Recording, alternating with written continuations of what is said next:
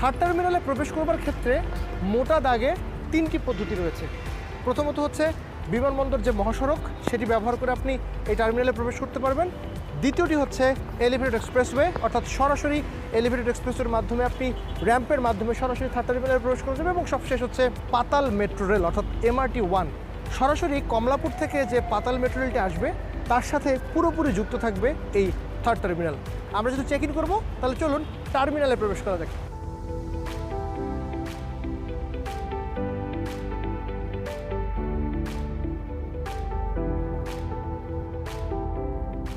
টার্মিনালে ঢুকবার পরে এই যে অসাধারণ সৌন্দর্য সেটি দেখলেই মন ভালো হয়ে যায়। থার্ড টার্মিনালে ডিজাইন করেছে রুহানি বাহারিন।